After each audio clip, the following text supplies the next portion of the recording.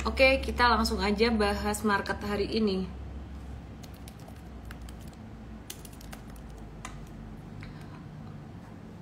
Saya senang banget hari Sabtu dan Minggu kemarin.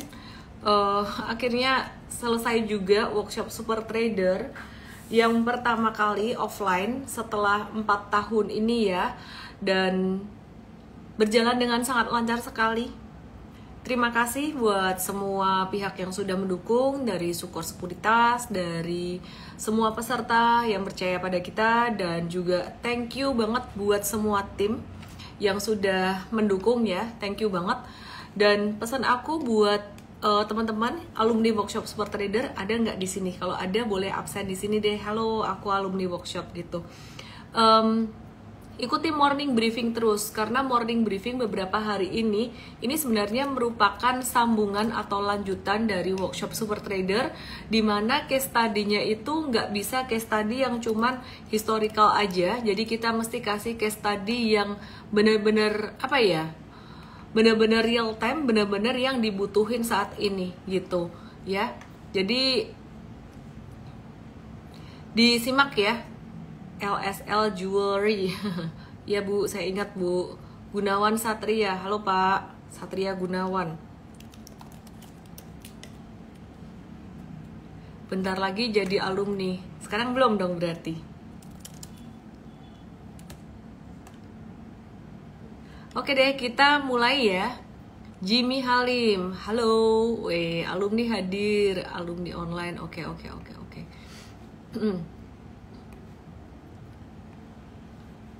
Oke, kita mulai IHSG-nya gimana malam hari ini. Sebentar, wifi dibenerin dulu. Koneksi udah lancar belum? Tidak ada rekaman workshop. Workshop itu yang paling penting interaksinya. Jadi sebenarnya yang kita butuhin ya interaksinya itu. Workshop kemarin dengan workshop ke depan dan workshop yang kemarin-kemarinnya lagi, mungkin secara handout bisa sama, tapi secara materi penyampaian tuh bisa berbeda ya. Jadi yuk kita mulai. IG Live malam hari ini seperti biasa aku akan start dari IHSG dulu, tapi ini nyangkut stuck di satu saham.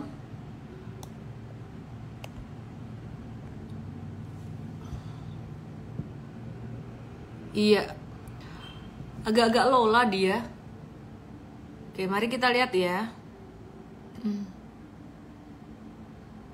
SFO 2021 ya, sahamnya saham apa dulu dong? Sahamnya yang fundamentalnya jelek ya, nggak naik-naik juga, malah jadinya di delisting. Ada tuh saham beberapa udah disuspend sama bursa, bakalan calon delisting. Ini IHSG, aku reload dulu. IHSG-nya kena level 7000.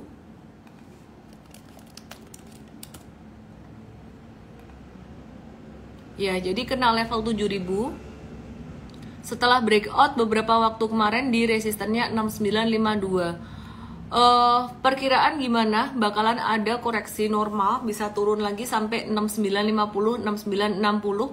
Value bursa itu nggak terlalu besar, sekitaran 8,6 triliun rupiah aja. Dan kita mau cek untuk saham aktifnya apa aja yang mendorong IHSG turun hari ini. Ini ada Arto.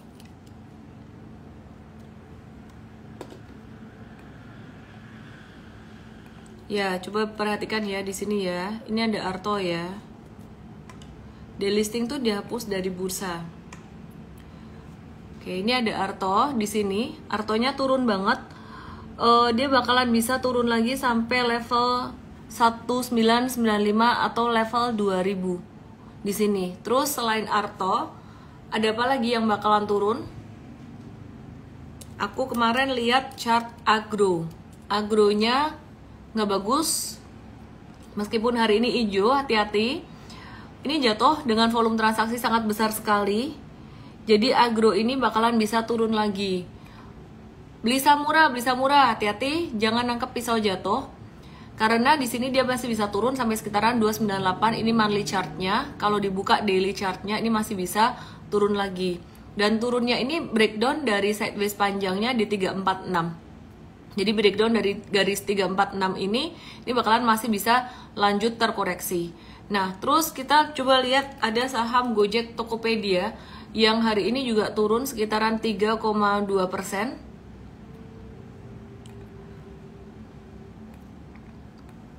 Gotonya gimana? Sideways, arahnya masih turun, bakalan bisa balik turun sampai level 80 atau 84-an.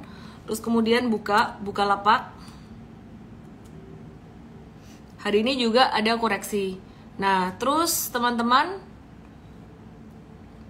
koreksi tapi Bukalapak ini dia trennya masih lebih bagus dibandingkan dengan yang lain-lainnya. Tapi ini kalau Bukalapak dia sampai breakdown dari garis merah ini, kita akan keluar juga untuk Bukalapaknya. Ini ada pertanyaan dari Wakidi, pilih ERA atau AAPL. Kita coba ya. Kita coba buka ERA.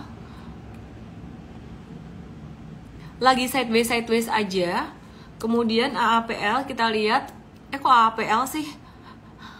AAPL kan Apple. Apa hubungannya? APLN. APLN kali yang dimaksud. Masa APL? Dua-duanya lagi disupport. Aku nggak pilih dua-duanya sih. Nanggung semua posisinya. Oke, terus aku mau review saham-saham batubara yang udah naik lumayan signifikan dan harga batubara sendiri juga udah naik lumayan signifikan. Kita lihat dari harga batubara yang NCF2 Newcastle Coal Futures.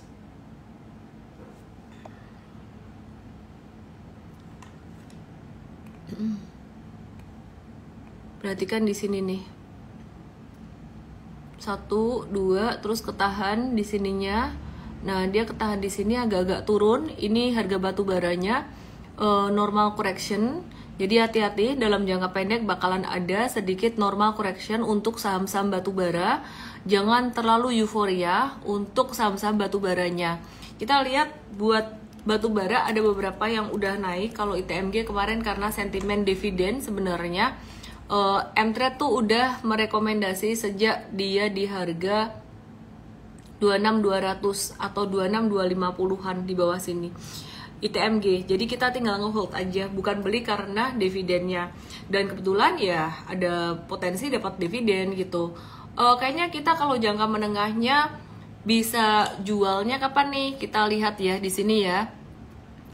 M-Trade kayaknya kalau strategi trading doang itu bakalan jual sebelum pembagian dividen karena kinerja M-Trade itu dinilai berdasarkan percentage cuannya. Jadi kita mau amanin percentage cuannya.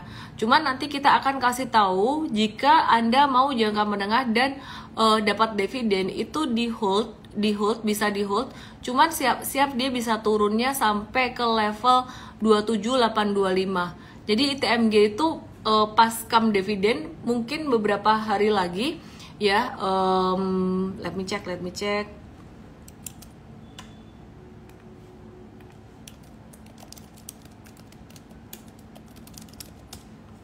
Ya, ini dia bakalan bisa turun sampai 10% tuh sampai 27.800-an.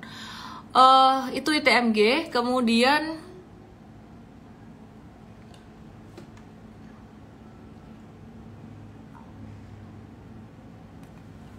PTBA gimana? PTBA dan juga Adaro. Pertanyaannya banyak banget. PTBA ini lagi sideways aja, ngikutin harga batubara yang sempat naik, terus sekarang harga batubaranya turun. Jadi PTBA bisa turun sampai 2860 lagi mungkin dalam jangka waktu dekat. Tapi pattern secara volumenya masih kelihatan bagus. Nah, jadi harga batubara retrace dikit tapi arahnya masih naik. Kalau kita lihat harga batubara tadi ya, bukan harga saham PTBA-nya. Terus nih Adaro udah naik banyak, jadi sih aku prefer untuk yang cari masih di bawah gitu. Terus kita mau lihat buat Toba, ini banyak nanyain Toba kok turun terus. Ya, ini Toba termasuk salah satu yang abis breakdown lagi. Ini kayak agro kemarin. Jadi ini Toba breakdown, di 4 September jatuh lumayan dalam, sekitar 2,86%. Sebenarnya bukan kemarin ya yang dalam ya, kalau kita hitung dalam tuh dari beberapa bulan kemarin ini kayak turun terus gitu. Quit dulu aja tobanya ya, kita belum masuk lagi buat toba. Oke, terus saya fokus di batubara dulu aja. Ini ada yang bilang terlalu banyak yang nanya, puyeng, katanya nggak usah puyeng. Ya kita fokus ke batubara dulu, kenapa? Karena memang harga batubara sempat naik, tapi kita mengantisipasi normal correction dalam jangka pendek.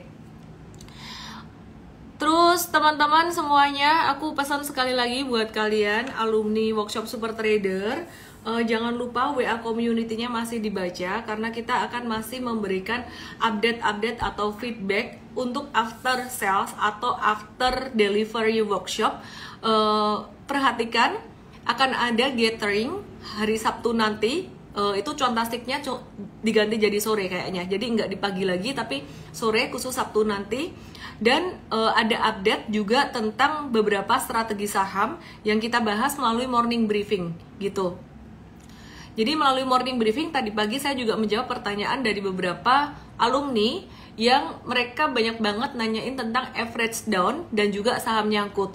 Sekalian saya bahas ulang di sini tentang average down itu jangan dan jangan banget. Kenapa? Karena kalau kamu average down artinya kamu cuman fokus pada saham itu aja. Fokusnya pada kerugian aja, dan ketika beli saham itu bukan berarti akan langsung untung, tapi hanya menghibur diri aja melihat bahwa persentage kerugian itu berkurang. Nah, padahal kalau saham itu nggak bagus, dia masih downtrend secara teknikal dan juga secara fundamental juga masih nggak bagus, itu justru malah akan makin rugi secara nominalnya tuh makin rugi, makin turun. Jadi daripada average down, mendingan duitnya dipakai dialokasiin buat saham yang lain yang trennya lebih bagus, atau sekaliannya nggak beli apa-apa, itu malah lebih baik daripada average down. Kalau udah rugi yang bawah banget itu harusnya malah fokusnya keluar dulu. Yang alumni dikasih juga dong, iya dong, untuk alumni workshop Super Trader besok kita akan kasih juga untuk gatheringnya ya. Tapi kalau yang morning briefing M-Trade, ini alumni yang join M-Trade emang ya.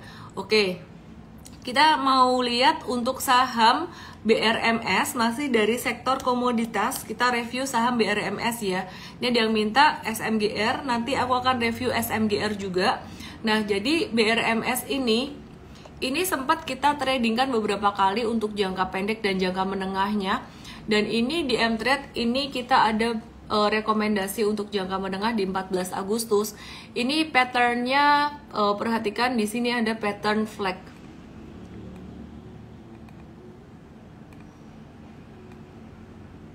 Ya, ini kelihatan nggak di sini ada pattern flag. Nah, kemarin ada diajarin juga tentang pattern. Ini contoh salah satu pattern dan targetnya ada di sini nih.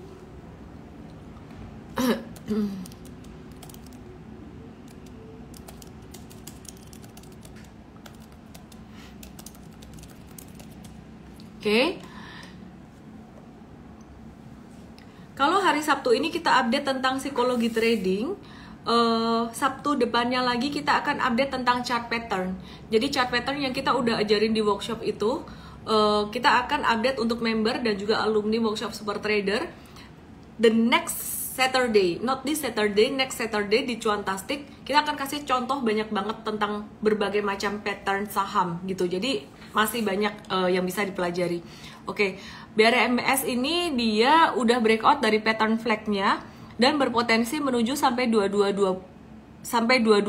atau 224. Jadi masih bisa di hold buat teman-teman yang sempat trading ikut M-Trade. Saran saya sih ikuti yang jangka menengahnya dan gunakan strategi diversifikasi yang tadi pagi kita ajarin di morning briefing M-Trade dan juga diajarin di workshop Super Trader kemarin gitu ya. Jadi strategi diversifikasinya mesti jalan, nggak boleh cuman pilih 1 atau 2, 3 saham aja, nanti itu berujung berakibat pada saham yang dibeli kok nggak cuan, malah kena cut loss. Tapi saham yang dibeli saham yang dibeli kena cut loss, saham yang nggak dibeli malah naik tinggi. Kenapa? Karena terlalu terkonsentrasi strateginya.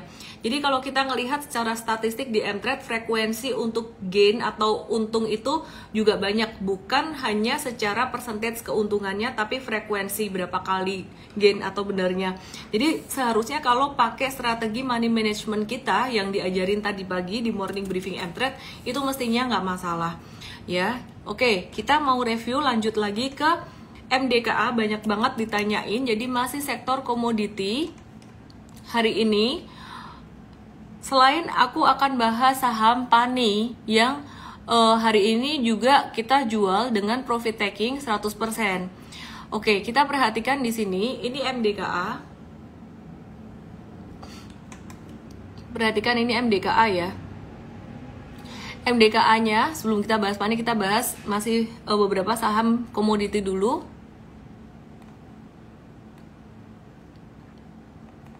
MDKA ini berpotensi untuk turun sampai ke level 3330 normal correction, dan kemudian akan potensi naik sampai ke 3520.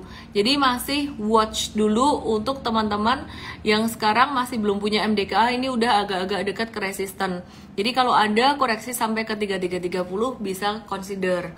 Oke, untuk buy on weakness. Kemudian kita akan lihat selain MDKA, kita akan lihat dari sektor komoditi.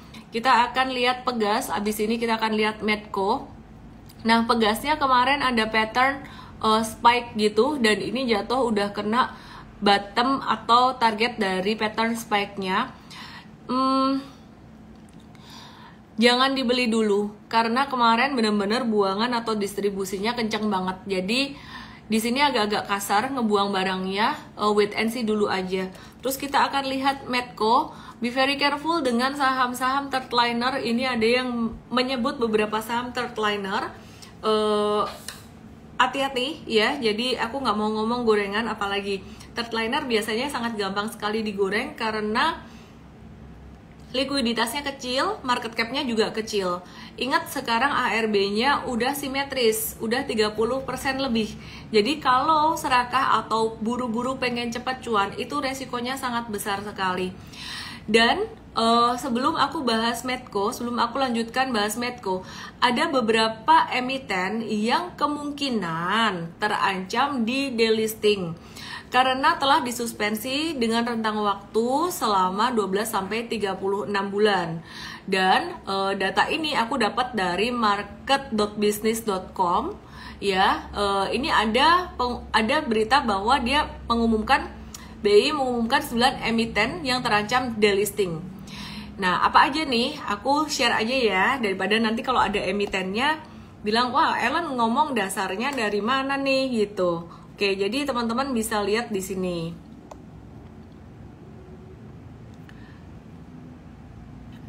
Nah, ini dari market.business.com, bisa dilihat berita ini. Silahkan dicek sendiri saham-sahamnya apa. Ini aku bisa kasih lihat 9 emiten yang terancam di delisting. Harapannya sih teman-teman nggak punya emiten-emiten ini ya.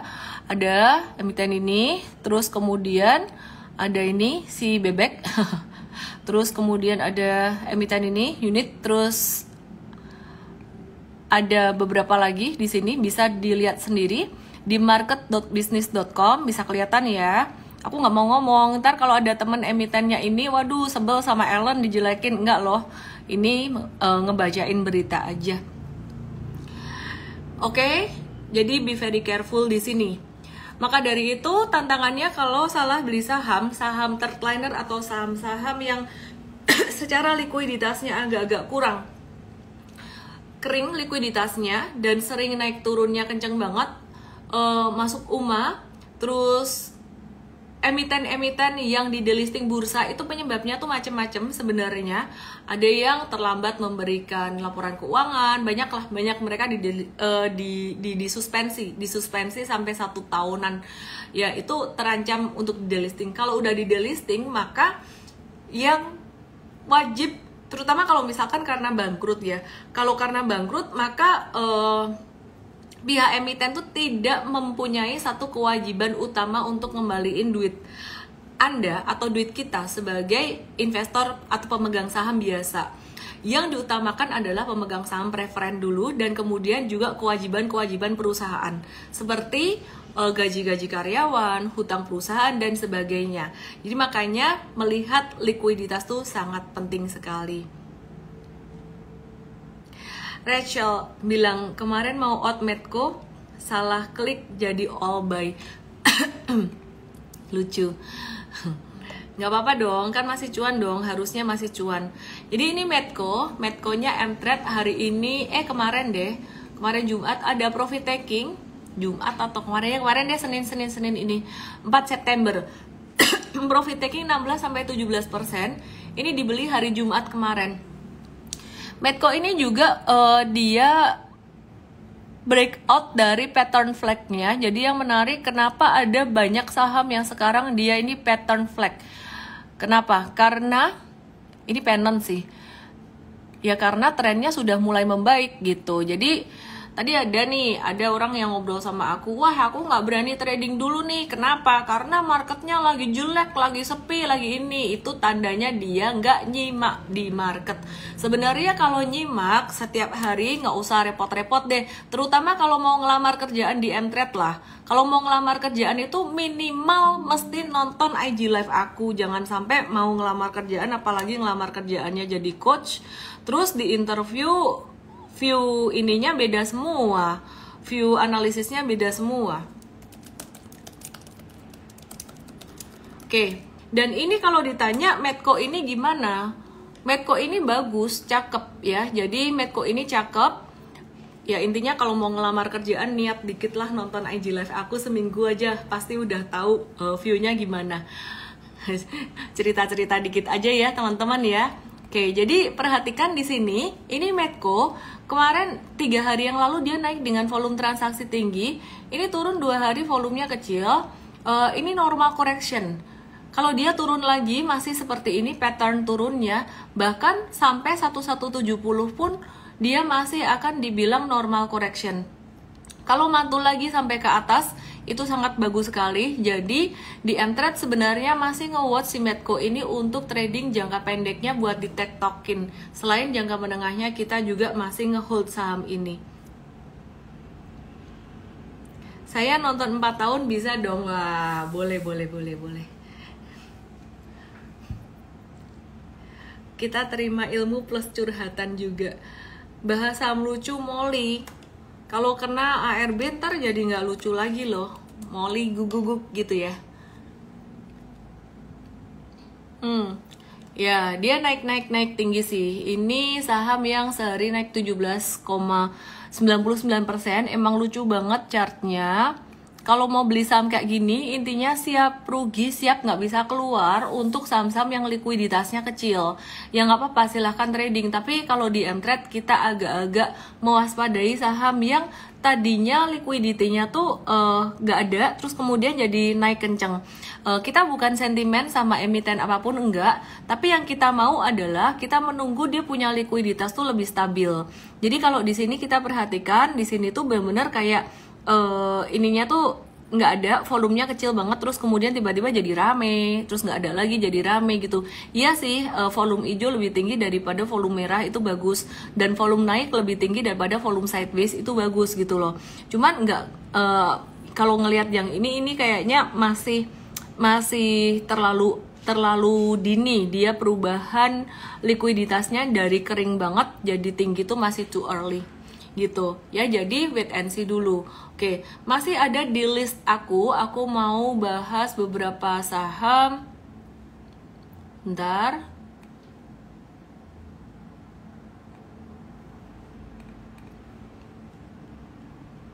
Jadi tadi aku ada bahas saham komoditi, sekarang aku mau bahas IMAS dan IMJS yang juga lumayan aktif.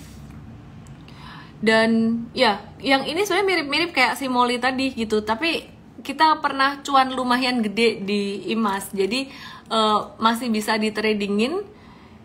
Kita mencoba mengulang mengulang peruntungan di IMAS atau IMJS ini.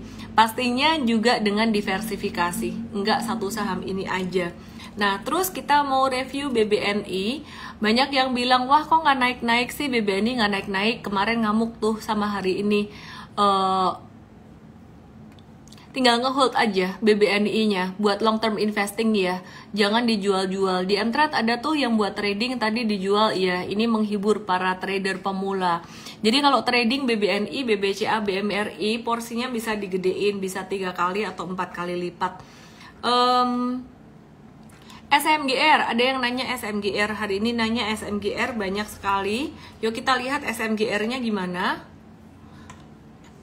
Ya, SMGR ini kemarin sempat sideways lumayan lama setelah dia breakout atau uptrend pada bulan Juli kemarin. Jadi sebenarnya sideways-nya SMGR ini cukup bagus. Nah, hari ini SMGR naik, itu ada breakout kecil banget di 6950 dan berpotensi untuk naik sampai level 7225 untuk SMGR-nya. Jadi menarik untuk swing trading juga ya. Terus kemudian kita akan lihat untuk saham apa ya, friend.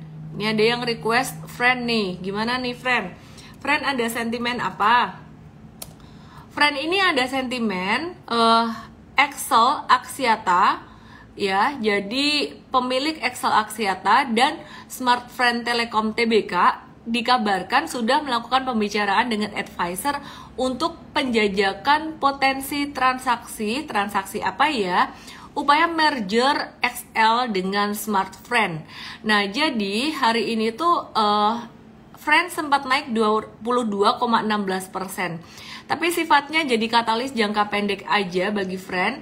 Dan Friend ini volatilitasnya sangat tinggi sekali. Ingat, kita mesti mewaspadai ARB simetris. Yang mau scalping silahkan. Adanya ARB simetris ini sebenarnya menjadi satu hal yang lebih diwaspadai lagi buat para scalper. Jika Anda mau scalping, sebaiknya nominalnya benar-benar diatur. Diatur gimana? Sesiapnya dengan resiko. Kalau sampai ternyata nggak ARA, saham-saham yang seperti ini, lincah begini ya, terlalu lincah, ini kalau sampai nggak auto reject atas, dia malah kebanting ke bawah, ya mesti siapkan ARB-nya dulu, bukan ARA-nya dulu sebenarnya. Nah, di sini juga angkanya 59 sangat dekat dengan angka 50. 50 apalagi kalau 50 ke bawah itu udah berarti sangat-sangat downtrend sekali gitu. Oke, ini Aritonang Daniel nanya INKP dan TLKM, yuk kita lihat yuk INKP dan TLKM. Nah, INKP dan TLKM ini dia lagi sideways. Menurut aku sideways-nya bagus setelah dia naik signifikan di Juni kemarin. Dengan adanya sideways ini dia sedang membangun satu fondasi untuk dia bisa mengalami satu fondasi yang bagus untuk bikin satu stage bagus lah gitu. Karena kalau saham naik terus itu biasanya profit taking, pas profit taking jatuhnya tuh lumayan. Nah, apakah sekarang INKP ini sudah memasuki masa akumulasi lagi? Belum. Jadi di sini masih banyak yang distribusi di Agustus pertengahan kemarin dan juga di pekan ketiga Agustus. Sekarang kita masih wait and see sampai ada yang akumulasi lagi. Long term investor di INKP ini di Mvest kita masih ngehold, tapi untuk tradernya wait and see dulu. Kalau mau masuk, oke? Terus kemudian kita mau cek untuk beberapa sentimen. Nobu dan BABP ini bakalan ada rencana untuk merger meskipun ada beberapa kendala teknis. Nah, kalau technical aja ini ngelihat di sini ada pattern bentuknya J atau pattern scallop. Hati-hati di sini, ini ada divergensi harga dan volume, harganya naik, volumenya rendah. Ada sedikit tanda markup di sini, be very careful di sini ya. Oke, terus kemudian kemudian kita lihat BABP.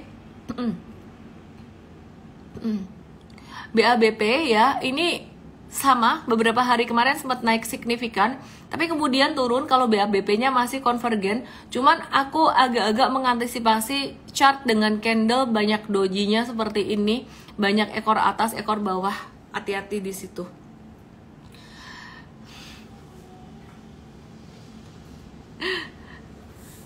Oke. Aku mau review saham yang lain, sebentar ya, sabar. Ada beberapa watchlist di Mtrade besok dan kita kemarin ada evaluasi untuk morning briefing Mtrade. kita mengusahakan morning briefing M-Trade bisa jadi lebih tajam, bukan cuman bahas saham-saham aja kayak di IG Live ini. Sebenarnya morning briefing M-Trade tuh lebih terarah. Nah, kita mau bikin morning briefing M-Trade itu lebih ada conclusion-nya. Mana yang paling menarik, mana yang nomor 2, mana yang nomor 3, dan mana yang sebaiknya dihindari gitu. Nah, terus kita mau bahas saat ini beberapa saham yang lain, dan untuk watchlist-nya kita bahas di morning briefing besok ya.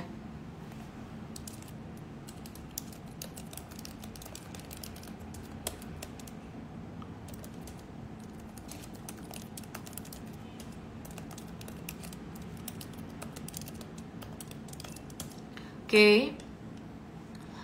Tadi udah bahas IMJS, BRMS, SMGR. Aku mau bahas SAME.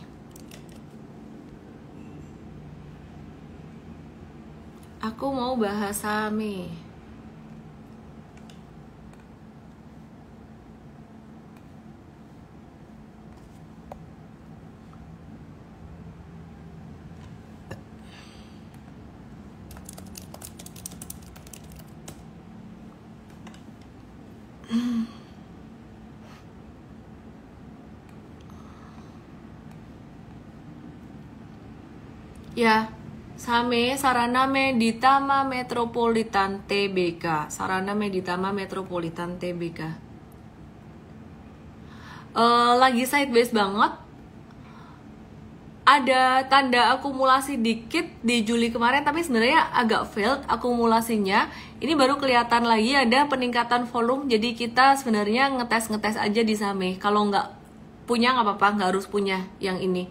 Oke, terus kita mau nge-review saham lain apa ya? Oh, ini aku mau ngejawab dulu pertanyaan dari Pak Ayo Ijo. Apakah AMMN nggak lama lagi akan dimasukkan bursa ke indeks IDX 30 dan LQ45 karena kapitalisasi sudah melewati ASI? Ya biarin aja kalau misalkan dia masuk. Kita pengambilan keputusannya bukan saham yang masuk LQ45 atau IDX 30. Kalau misalkan masuk ke situ ya bagus buat AMMN-nya. Tapi kita mengambil keputusan bukan karena itu. Saya kalau kayak gini, ini aku menunggu dia sideways, pasti saya watch. Saham kayak gini pasti saya watch. Tapi saya nggak mungkin masuk di atas di sini. Makin dia naik, makin saya nggak mau. Karena ini makin irasional. Ya, saham tiap hari naik ini normally ada fluktuasi mestinya gitu. Jadi normally ada sideways-nya. Kalau dia ada sideways-nya, ngebangun fondasi lagi, bisa kelihatan mana distribusi, bisa kelihatan mana akumulasi. Jadi kalau teman-teman nanya ilmu akumulasi dan ilmu distribusi, mungkin ada yang bilang dengan sebutan dibahasakan dengan bandarmologi, itu aku nggak ngelihatnya dari bid offer, tapi aku ngelihatnya dari chart. Intinya wait and see dulu ya. Oke, NCKL, Wilin Chu, mari kita bahas NCKL. Trimega Bangun Persada.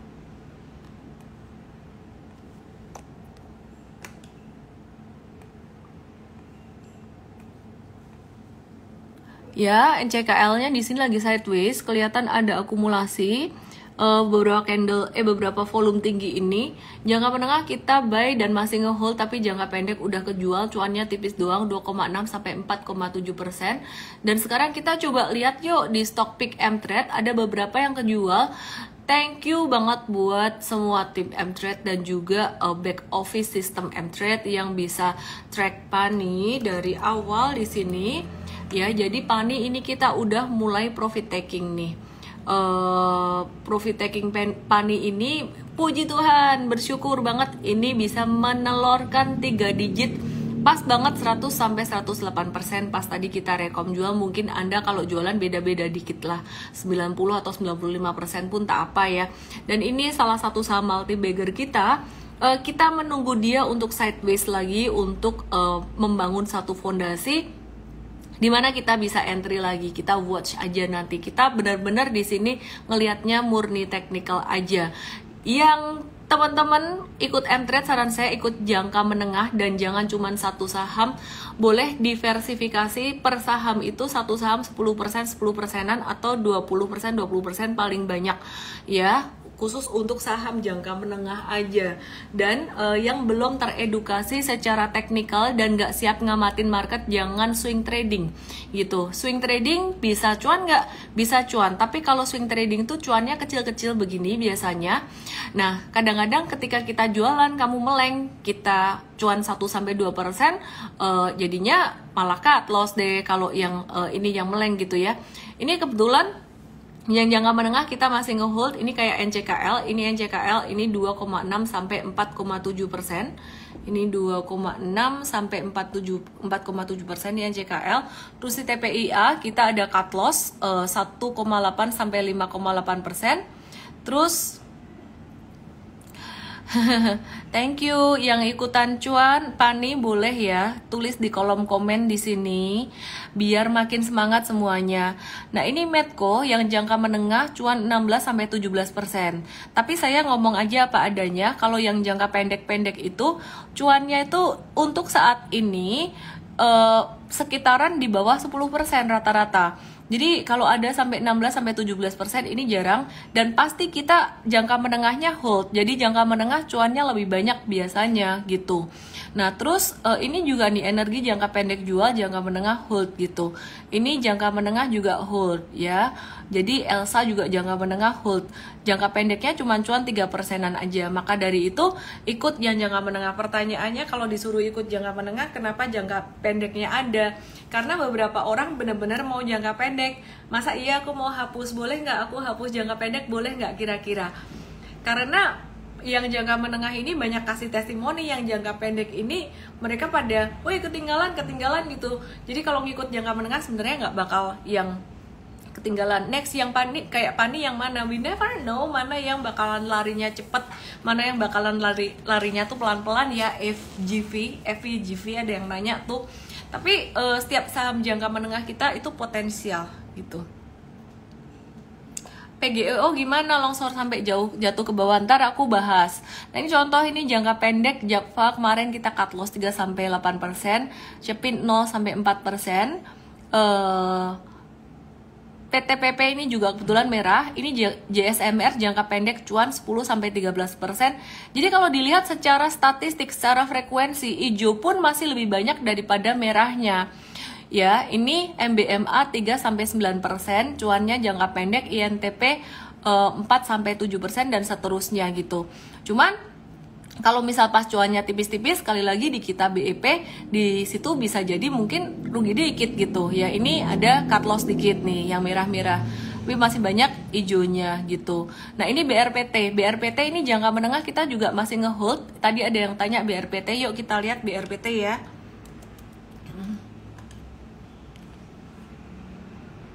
BRPT kita masih ngehold untuk jangka menengahnya. Mari kita lihat BRPT.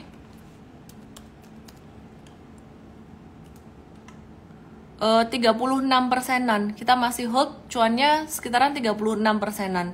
Dan yang menarik buat teman-teman yang kemarin ikut workshop Super Trader tuh, aku nge-share bahwa nggak perlu belajar fundamental bisa ngerti ini gitu. Ini BNGA, ini jangka menengah kita profit taking 21-22%. Ya, ini jangka menengah. Anyway, ini ada yang nanya PGEO gimana dong, PGEO turun nih gitu. Semua saham akan turun pada waktunya meskipun dia naik signifikan. Yang punya PGEO ini udah waktunya exit. Merahnya udah cukup tinggi ya. Abis aku ngomong exit, besok hijau, ya nggak apa-apa. Aku nggak merasa salah juga. Ini kalau aku punya PGEO pun aku akan exit. Kebetulan aku nggak ada PGEO gitu. Jadi ini udah terlalu tinggi dan jatuhnya di sini sebenarnya normal dan sangat wajar sekali. Mungkin aku akan kasih contoh penggunaan. Di sini aku akan kasih contoh penggunaan Fibonacci. Ya, jadi aku akan kasih contoh di sini. Aku kasih di extreme high dan extreme low-nya di sini. PGEO menurut Fibonacci ini dia bakalan bisa turun 38% sampai 50%. 38 sampai 50-an% di angka berapa? 1165 sampai 1085. Nah, ini kemarin di workshop Super Trader dijelasin juga. Jadi nanti di Saturday kita akan banyak ngomongin tentang psikologi trading. Terus psikologi trading, dan karena kemarin di workshop banyak banget curcol tentang stres, dulunya sahamnya nyangkut sebelum belajar gitu.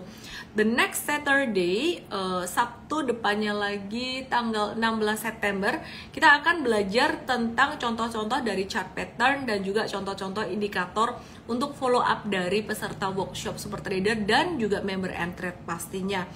Oke, kira-kira itu aja teman-teman. Aku happy banget ngelihat market saat ini. Meskipun value bursa tuh di bawah 10 triliunan terus, tapi meskipun di bawah 10 triliun, market ini sebenarnya banyak sekali menelurkan saham-saham multi-bagger, saham-saham yang saat ini juga kalaupun dia nggak multi-bagger, aku melihat banyak saham jangka menengah yang potensinya bagus. Tanda apakah ini? Tanda bahwa sebenarnya big money melihat market itu akan mulai potensial dengan suku bunga yang sudah mulai ditahan di atas. Dan apa yang menarik lagi di sini, kita melihat US ISM PMI, PMI indeks manufaktur Amerika ini meningkat atau ada satu perbaikan perekonomian di mana sebenarnya tidak diharapkan kalau mau menekan suku bunga. Tapi ya anyway, kita lihat juga dari Indonesianya, selain dari Amerika, Indonesia itu sekarang inflasinya sudah mulai naik lagi. Juli kemarin terendah, bottom banget di 3,08, bener-bener bottomnya dari berbulan-bulan ya, dari tahun lalu bahkan bottomnya kemarin. Jadi ekonomi melambat di Juli kemarin. Di 3,08 sekarang udah di angka 3,27 lagi. Jadi udah agak-agak naik. Nah, Indonesia ada menerbitkan Golden Visa buat warga negara asing yang berinvestasi di Indonesia dari angka 5,3 miliar sampai 760 miliar untuk tinggal dalam rentang waktu 5 sampai 10 tahun ya. Dan anyway, sentimen positif setelah ARB simetris, supaya nggak kena ARB dalam itu, pilihan saham fundamental teknikal penting, dan yang lebih penting lagi adalah likuiditas. Jadi kita melihat bahwa investor-investor besar udah mulai nyicil-nyicil untuk masuk beberapa saham yang fundamentally bagus dan valuationnya masih terdiskon. Itu udah jarang banget sebenarnya. Pulp and paper udah sempat naik agak tinggi, tapi kita suka pulp ini justru malah turun lagi, saham-saham pulp and paper, karena sebenarnya secara valuasinya masih murah, tapi kemarin kita stop beli itu karena dia udah ketinggian harganya. Jadi kita tunggu dia retrace lagi saat ini, dan potensi akan jadi watchlist lagi buat investnya. Semoga bisa bermanfaat, dan kita lanjutkan di morning briefing besok pagi untuk Mtrade. Dan pastinya alumni workshop Super Trader, harapan saya teman-teman juga ikut Mtrade supaya bisa dapat update terus dari hari ke hari. Untuk watchlistnya, besok kita akan spesifikasi tahu mana yang di stage 1, mana yang di stage 2, mana yang potensial untuk swing trading. Salam profit, good night. Giveaway, lupa, nggak deh. Dadah. Pemenang ide YouTube, ntar besok ya, dah.